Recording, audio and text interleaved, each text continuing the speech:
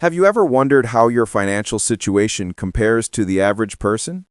How much money people really have saved, how much they earn, and how much they owe? It's easy to assume everyone else is doing better than you, but the real numbers tell a different story. Today, we're going to look at the actual financial statistics of the average person, and some of them might shock you. My name is Chris, and I help teach people about money, personal finance, and investing. If you're serious about improving your financial life, make sure to subscribe to the channel and hit the like button. It really helps support videos like this. Let's start with income.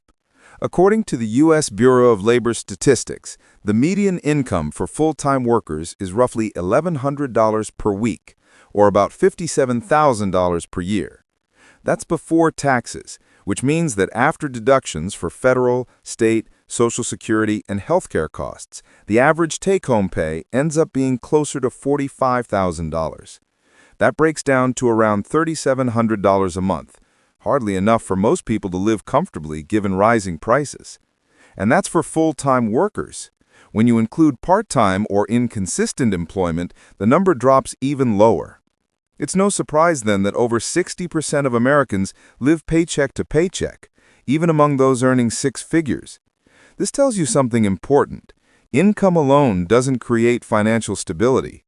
Spending habits, debt, and lack of savings matter just as much. Now let's talk about retirement savings, where things start to look truly concerning. According to the Federal Reserve's most recent data, the median retirement savings across all age groups is about $87,000.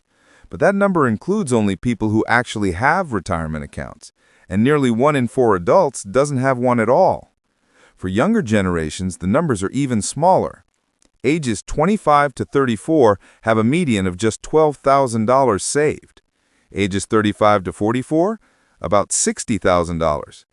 Even those nearing retirement, ages 55 to 64, have a median of around $164,000. If you applied the 4% safe withdrawal rule to that, you'd get just $6,500 a year in retirement income. That's less than $550 a month, not even enough to cover groceries in most cities. It's no wonder that nearly half of retirees rely primarily on Social Security as their main income source. The average monthly benefit in 2025 is roughly $1,710, according to the SSA. For most, that's barely enough to survive, not to live. And that's assuming Social Security will remain fully funded, something even the government admits is uncertain past the next 2 decades. Let's move to spending. The U.S. Department of Labor reports that the average household spends about $72,000 per year. The biggest expenses? Housing takes about 33% of the budget. That's nearly $2,000 a month. Transportation is another 15%, and food around 12%. That leaves very little room for savings or investing. And the truth is, most households spend more than they earn, often covering the gap with credit cards or personal loans. The average household credit card debt is over $9,800, with an average interest rate of about 21%. To put that into perspective, that's more than double the average long-term return of the stock market. If you're carrying a balance, it's like investing in reverse. You're compounding in the wrong direction. And most of that debt doesn't even come from emergencies. It's lifestyle inflation, restaurants, new phones, streaming subscriptions, and car upgrades. Now that we've laid out the cold, hard numbers, let's be brutally honest.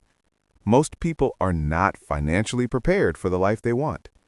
Income, retirement savings, and spending habits are all stacked against the average person. But here's the thing. Knowing this isn't meant to scare you. It's meant to wake you up. Financial freedom doesn't come from luck. It doesn't come from hoping the economy will treat you nicely or that Social Security will save you. It comes from taking intentional, disciplined actions every single day. It comes from knowing exactly where your money is going, where it should be going, and what investments are working for you instead of against you. Here's the reality most people ignore. The numbers don't lie, and they don't wait for anyone. The average person might be living paycheck to paycheck, struggling with debt, and unprepared for retirement. But you don't have to. You have the chance to be the exception.